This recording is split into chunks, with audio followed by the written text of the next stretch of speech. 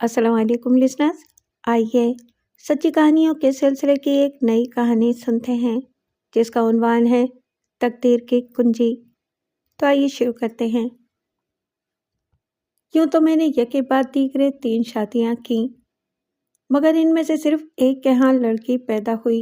अगर वो जिंदा रहती तो मेरे जहन में शायद चौथी शादी का ख्याल ही ना आता। वो 14 साल बाद सांप के डसने से वफात पा गई। बिल्किस को दूध पिलाने का बहुत शौक था। अपनी माँ से पहले उठकर घर का सारा काम कर दिया करती थी। घर में नौकरानियां भी थीं, मगर मरने वाली को घर गृहस्थी का कुछ ज्यादा शौक था।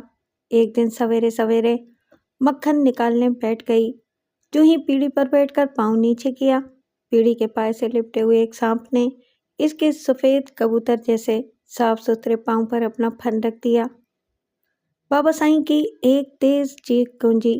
बस इसके बाद के हालात बड़े दिल दुखा देने वाले हैं।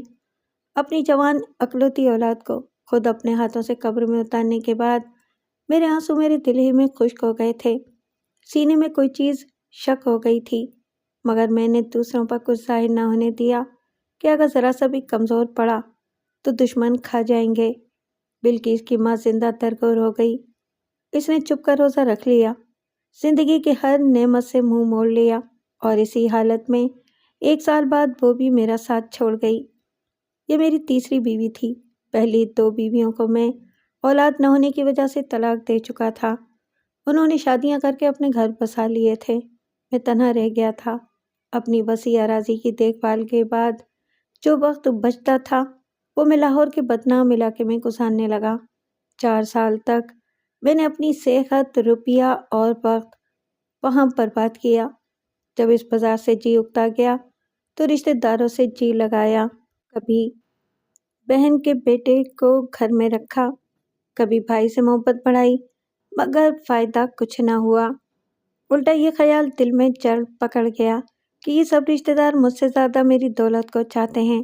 वो इस इंतजार में हैं कि कब मेरी आंख बंद हो और कब वो मुझे लावलद करार देकर मेरी जमीनों पर कब्जा कर लें। गो मर्द की उम्र 50 साल की ऐसी ज्यादा नहीं होती कि इसे कब्र के नजदीक समझ लिया जाए, मगर 4 सालों तक अपनी सेहत और पैसा बर्बाद करने के बाद मेरी जिस्मानी हालत कुछ ऐसी हो गई थी कि लगता था कि मैं बीमार आदमी हूँ, शायद चंद साल और जी सकूं। मेरा एक दोस्त तहसीलदार ताज हमीद था। इसने मुझे मशवरा दिया कि मैं अपनी सेहत पर तवज्जो दूं। वो मुझे जीप में बिठाकर जबरदस्ती लाहौर ले गया। वहाँ मेरे साथ 3 दिन रहा।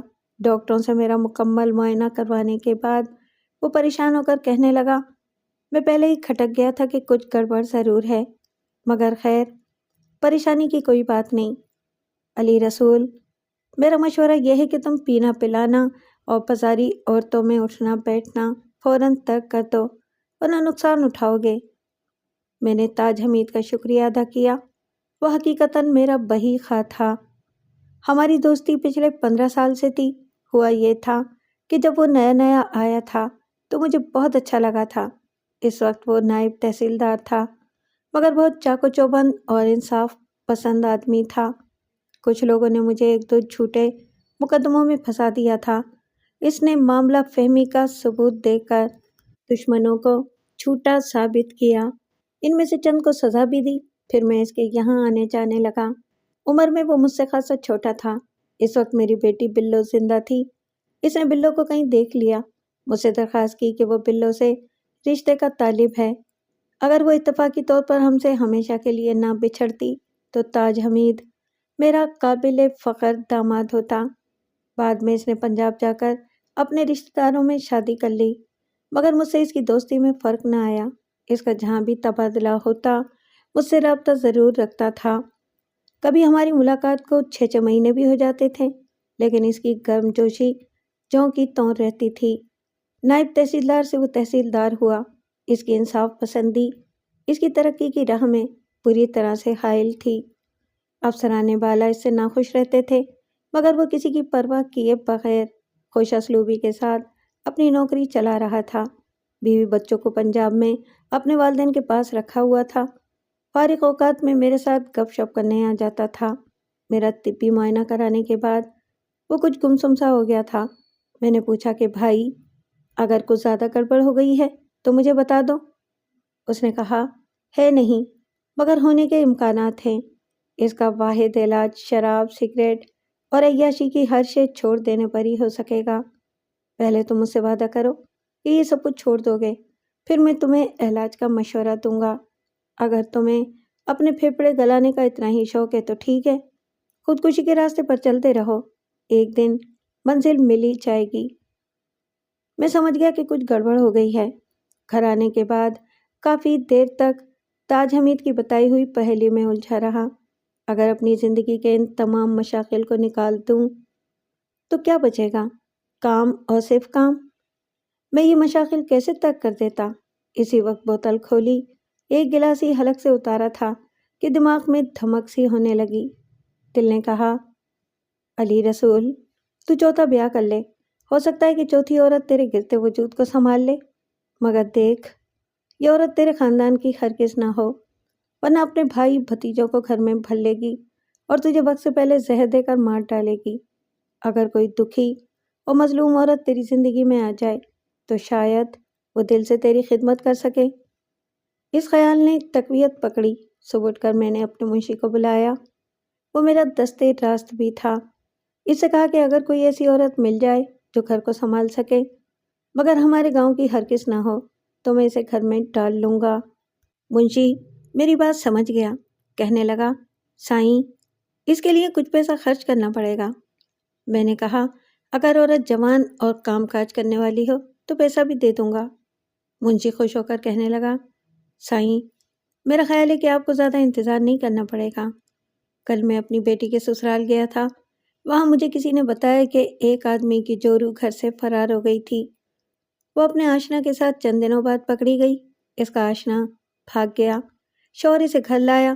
2 سال پہلے اس عورت کو وہ کسی شخص سے 10,000 میں خرید کر لایا تھا، اب وہ اسے طلاق دے کر بیچنا چاہتا ہے۔ سنا ہے عورت بہت خوبصورت ہے، اس کا شوہر اسے بہت مارتا پیٹتا تھا جس کی وجہ سے وہ کسی اور کے ساتھ چلی گئی۔ میں منشی کی بروقت آفر کو غیبی امداد سمجھا، اس سے کہا کہ ابھی اس بات کی بھنک کسی دوسرے کو نہ پڑنے پائے، میں خود بھی اسے دیکھ لوں اور معلومات بھی حاصل کر لوں تاکہ بعد میں کوئی پھڈا نہ ہو۔ منشی کے ساتھ میں اس کی بیٹی کے سسرال گیا جو میرے گوٹھ سے 25 میل دور تھا۔ ہم لوگ جیپ میں گئے، رات کو منشی کے داماد کے یہاں قیام کیا۔ منشی نے عورت دکھانے کا بندوبست کیا، اس کے مرد سے ملوایا۔ اس نے بتایا کہ میں اسے طلاق دے چکا ہوں، وہ ویسے بھی میرے ساتھ رہنے میں خوش نہیں ہے، مجھے صرف اپنے پیسے وصول کرنا ہے تاکہ کسی دوسری جگہ بیاہ کر سکوں۔ اسے میں نے 4 ماہ سے اپنے ڈیرے میں قید کیا ہوا ہے۔ پرلے درجے کی جھوٹی عورت ہے، ایسی ایسی کہانیاں گھڑ کر سناتی ہے کہ لوگ یقین کر لیتے ہیں۔ جس مرد کے ساتھ بھاگی تھی اسے میرے ظلم و ستم کے قصے سنائے تھے، اسے کہا کہ یہ میرے پہلے شوہر کا بھائی تھا، اپنے بھائی کو چپکے سے قتل کر کے اس نے مجھ پر قبضہ کر لیا۔ وہ آدمی میرا اپنا دوست تھا مگر اس کے کہنے میں آ گیا، دوستی توڑ دی اور اسے میرے ظلم سے نجات دلانے کے لیے اپنے ساتھ لے کر بھاگ گیا۔ اگر پکڑے نہ جاتے تو میرا کتنا نقصان ہو جاتا۔ میں ایسی عورت کو 1 منٹ بھی رکھنے کو تیار نہیں، اگر آپ 10,000 دے دیں تو میں اسے آپ کی تحویل میں دے دوں گا، باقی مسائل آپ سنبھال لیں۔ میں نے کہا مجھے ڈیرے لے چلو، ایک نظر اسے دیکھ کر پھر فیصلہ کروں گا۔ وہ کہنے لگا نہیں صاحب، وہ بڑی کٹکھنی عورت ہے، میں اسے دھوکے سے آپ کے پاس بھیج سکتا ہوں، وہ بھی اس وقت جب آپ اس کی قیمت ادا کر دیں تاکہ پھر میرا اس سے کوئی واسطہ نہ رہے۔ اگر اس نے اس سے پہلے آپ سے ملاقات کر کے آپ کو رام کر لیا تو میرا سودا گھاٹے میں چلا جائے گا۔ مجھے اس عورت کو دیکھنے کا اشتیاق ہو گیا تھا۔ بولا ٹھیک ہے، مجھے بن دیکھے سودا منظور ہے، عورت میرے ڈیرے پہ پہنچا دو، میں گن کر رقم ادا کر دوں گا۔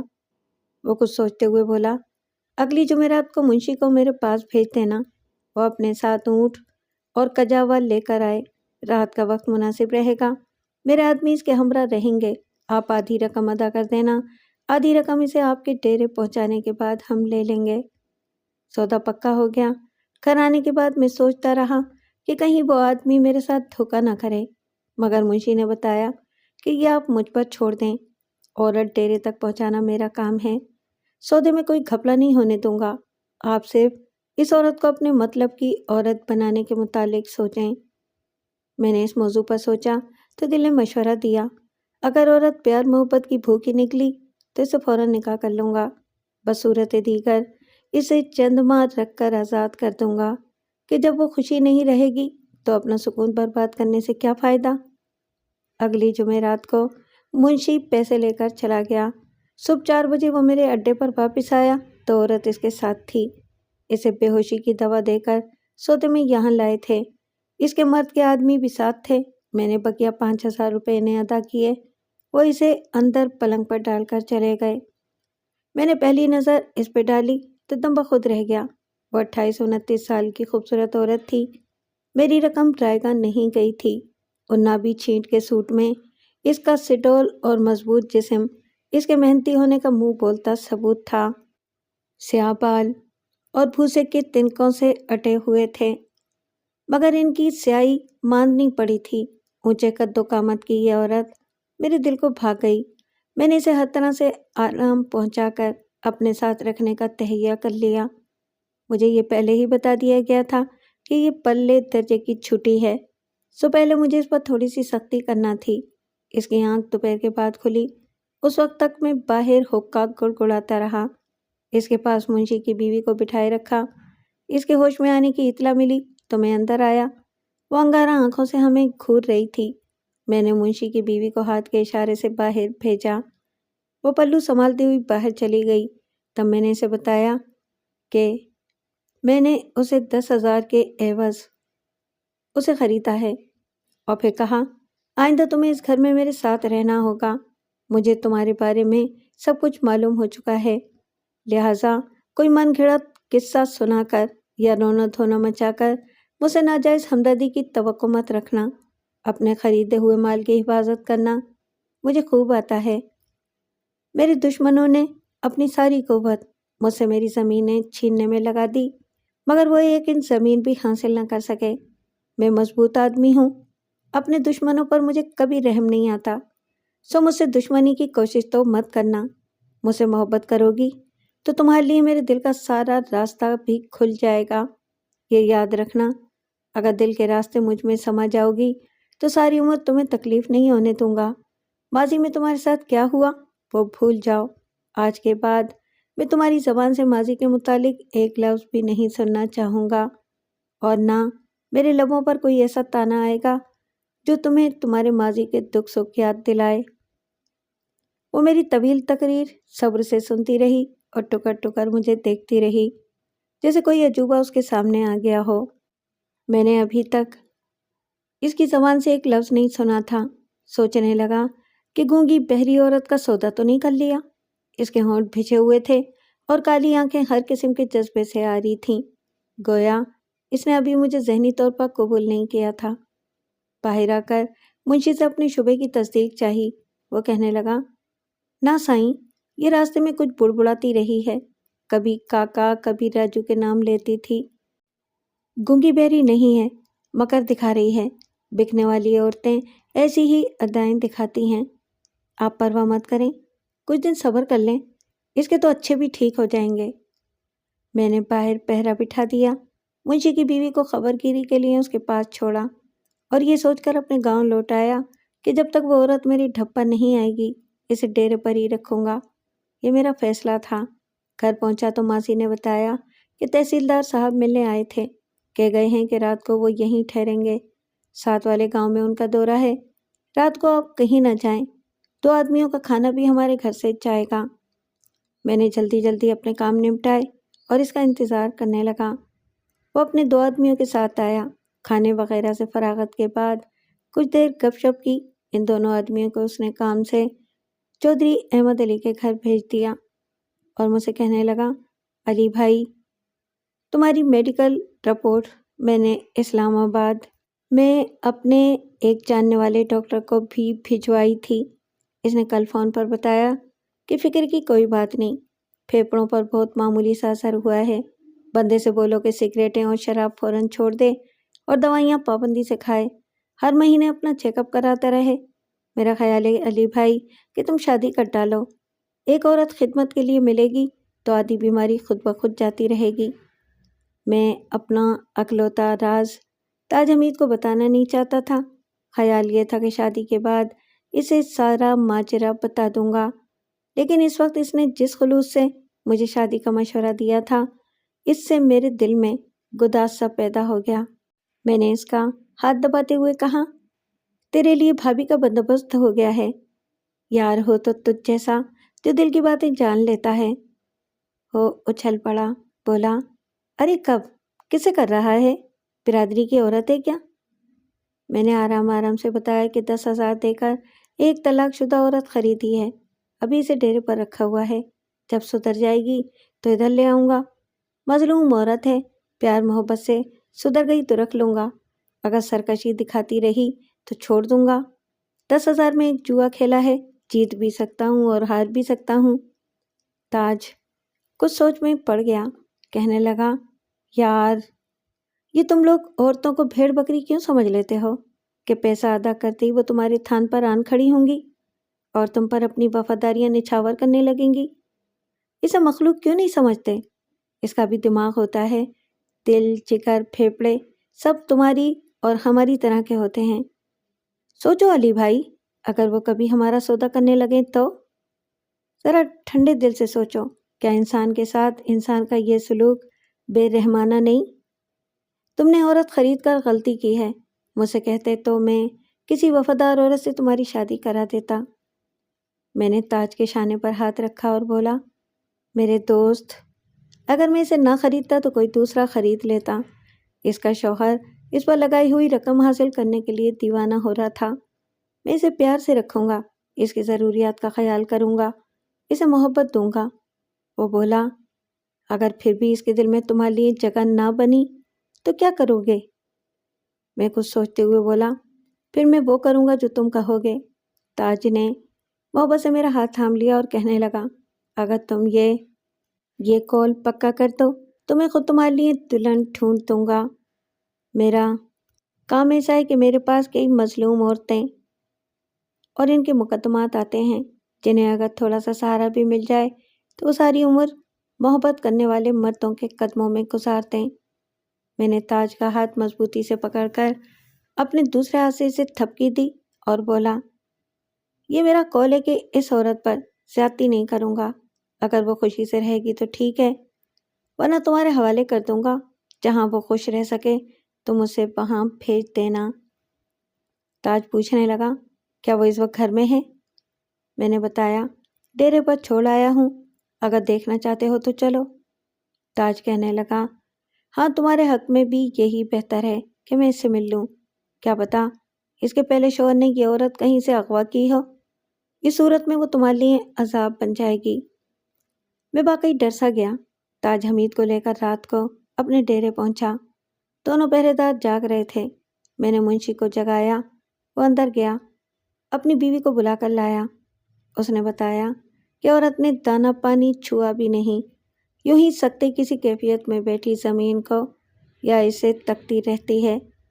تھوڑی دیر پہلے میں نے پانی کے ساتھ زبردستی گولی اس کے حلق میں ڈالی، اس نے گولی نگل لی، پانی اگل دیا، تب سے گہری نیند سو رہی ہے۔ میں یہ گولی خود اسے دے گیا تھا کہ اسے رات کو کھانے کے بعد زبردستی کھلا دینا۔ تاج کو لے کر میں اندر آیا۔ منشی کی بیوی نے اس کے جسم پر چادر ڈال دی تھی، وہ لالٹین پکڑ کر آگے آگے رہی۔ اندر جا کر میرے کہنے پر اس نے عورت کے چہرے سے چادر ہٹائی، لالٹین اور قریب کی۔ تاج نے جھک کر عورت کو دیکھا اور اس کے ماتھے پر سلوٹوں کی لہریں بننے اور مٹنے لگیں۔ وہ بولا، بھائی یہ تم کسے پکڑ لائے ہو؟ یہ تو میری دیکھی بھالی ہے، ابھی کل یا شاید پرسوں۔ وہ کچھ کہتے کہتے رک گیا۔ منشی کے بیوی کے ہاتھ سے لالٹین لے لی اور غور سے اس کا چہرہ دیکھنے لگا۔ بکھرے سیاہ بالوں اور متورم پپوٹوں والی اس عورت نے پھر میرے دل پر دستک دینا شروع کر دی تھی۔ اس کے سرخ ہونٹ سوجے ہوئے تھے اور اٹھی ہوئی ناک پر سیاہ تل دمک رہا تھا۔ شاید تاج نے بھی اس تل کو غور سے دیکھا اور ایک دم بوکھلا گیا۔ بولا، یار تم سے دھوکا ہوا ہے، یہ عورت اغوا کی گئی ہے، کل ہی تو یہ میری عدالت میں اپنے بھائی کے ساتھ آئی تھی، اس نے اپنے شوہر کے بھائیوں پر زمین کا مقدمہ کیا ہوا ہے۔ یہ اس مقدمے کے لیے کئی بار مجھ سے ملی ہے۔ باہر چل، میرا تو دم گھٹنے لگا ہے۔ یہ تو کس مظلوم کو اٹھا لایا میرے یار؟ میں نے اس کے ہاتھ سے لالٹین لے لی۔ باہر تازہ ہوا ملی تو دونوں کے ہوش بحال ہوئے۔ میں تاج کی پوری بات سننے کے لیے بے قرار تھا۔ اس نے بتایا کہ یہ عورت اپنے شوہر کے انتقال کے بعد اس کی چھوڑی ہوئی زمین کی مالک ہو گئی تھی۔ یہ 2 بیگھے زمین اس کے شوہر کی تھی جو اپنے نکمے بھائیوں کے ہاتھوں تنگ آ گیا تھا اور اپنی زمین الگ کر کے اس پر کاشتکاری کر رہا تھا۔ اس کے بھائیوں نے اپنی اپنی زمینیں فروخت کر کے کھا پی لیں۔ کسی نے انہیں مشورہ دیا کہ بھائی نے ان کے ساتھ بے ایمانی کی ہے، خود اچھی زمین لے لی اور انہیں خراب دیتی، وہ اس سے مزید حصہ طلب کریں۔ یہ بٹی قصبہ پٹھورو کے زمیندار نے پڑھائی تھی۔ خالق کی زمین پر اس کی نظر تھی۔ بھائی خالق سے بھڑ گئے کہ ہمیں کم حصہ ملا تھا، تم بڑے ہو کر ناانصافی کر گئے۔ زمین کا بٹوارا میں نے کیا تھا، خالق انہیں میرے پاس لے آیا، میں نے انہیں مطمئن کر دیا۔ اس واقعے کے چند دنوں بعد خالق قتل ہو گیا۔ میں چھٹی پر تھا ان دنوں، تفتیش صحیح طریقے پر ہو نہ سکی۔ زمیندار نے تھانے دار کو کچھ کھلا پلا کر خالق کی موت کو خودکشی میں بدل دیا اور خالق کی بیوہ 2 بچوں کے ساتھ تنہا رہ گئی۔ اس کی زمین پر بھائی قبضہ کرنا چاہتے تھے۔ زمیندار نے زمین کی قیمت اونچی لگا کر انہیں اپنے دام میں پھنسا لیا۔ وہ یتیم بچوں کا حق چھین کر زمین فروخت کرنے پر تل گئے۔ خالق کی یہ بیوہ روتی پیٹتی عدالت میں پہنچی۔ میرے مشورے پر اس نے اپنے بچوں کا حق وصول کرنے کے لیے مقدمہ دائر کر دیا۔ اگلی پیشی پر فیصلہ اس کے حق میں ہو جانا تھا۔ کل یہ پیشی بھگتنے عدالت میں آئی تھی۔ یہ تمہیں کہاں سے مل گئی؟ میرا سر چکرانے لگا۔ اٹک اٹک کر اسے حاصل کرنے کی ساری روداد سنائی۔ اس نے مونڈھے پر مکہ مارتے ہوئے کہا، غضب ہو گیا علی بھائی، یہ تو خالق کی مظلوم بیوہ ہے۔ میرا خیال ہے کہ اس کے دیوروں نے اسے راستے سے اٹھوا لیا اور تمہارے ہاتھ بھیج دیا۔ اب اسے ہوش میں لانا ضروری ہے۔ اس کے ساتھ اس کا چھوٹا بھائی بھی تھا۔ اگر یہ اسی وقت کی واردات ہے تو خدا معلوم وہ زندہ بھی ہے یا اسے ان لوگوں نے مار ڈالا۔ تم اسے ہوش میں لاؤ، میں ابھی آیا۔ وہ مجھے ہکا بکا چھوڑ کر جیپ میں سوار کیے چا پہنچا۔ کوئی 3 گھنٹے بعد لوٹا، کہنے لگا، خیر ہو گئی، لڑکے کو گہرے زخم آئے ہیں۔ لڑکے کو مار کر بے ہوش کرنے کے بعد کماد کے کھیتوں میں ڈال دیا گیا تھا۔ وہاں وہ کل شام تک پڑا رہا۔ ایک کسان کی نظر پڑ گئی، وہ اٹھا کر گھر لے گیا۔ ابھی تک لڑکا اسی کے پاس ہے۔ چوٹ گہری ہے مگر وہ بچ جائے گا، میں خود دیکھ آیا ہوں۔ صبح اسپتال لے جاؤں گا۔ بی بی کو ہوش آیا یا نہیں؟ یہاں خود میرے ہوش اڑ گئے تھے۔ صبح تک وہ نیم کنودگی کی حالت میں رہی۔ جب آنکھیں پوری طور پر کھلی تو میری جان میں جان آئی۔ مسلسل سونے سے اس کا ذہن ہلکا ہو گیا تھا۔ تاج کو دیکھا تو اس کے چہرے کے نقوش نرم پڑنے لگے۔ وہ اس کا ہاتھ پکڑ کر بلبلا کر رو پڑی۔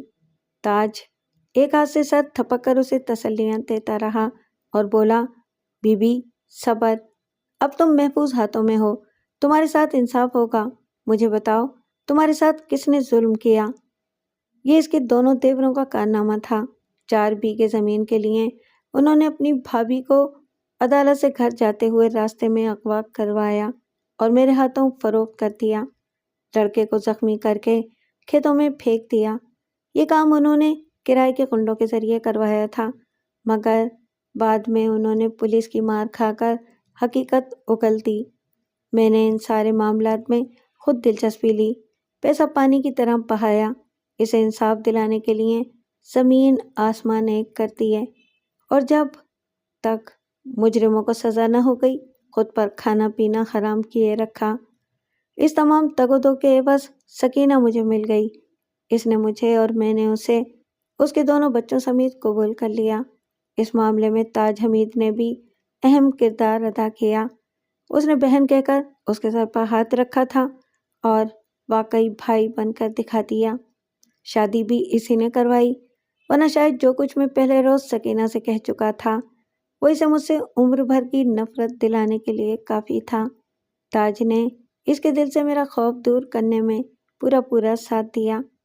سکینہ 4 بیگوں کے لیے اتنی خوار ہوئی تھی اور آج وہ میرے بہت سے مربوں کی مالک ہے۔ اس نے مجھ پر خوش قسمتی کے دروازے پاک کر دیے۔ اپنی کوکھ سے ایک لڑکا مجھے دیا، 2 لڑکے اس کے ہیں۔ مجھے ڈاکٹروں نے پھیپھڑوں کی ٹی بی بتائی تھی، مگر آج میں جوانوں سے زیادہ چاق و چوبند ہوں۔ میں کبھی کبھی اسے پیار سے کہتا ہوں، اگر مجھے پہلے تو کہیں مل گئی ہوتی تو سچ تجھے راستے سے میں اٹھا لاتا۔ وہ ہنس کر کہتی ہے، اب کون سا بہانے گھر آئے تھے؟ اگر اٹھوائی نہ جاتی تو تمہیں کیسے ملتی؟ ہوں تو میں مغویہ ہی۔ اور میں اس کے منہ پر ہاتھ رکھ دیتا ہوں اور کہتا ہوں، اپنے پوتر وجود کو اتنی بڑی گالی نہ دے، تو میری بند تقدیر کی کنجی ہے۔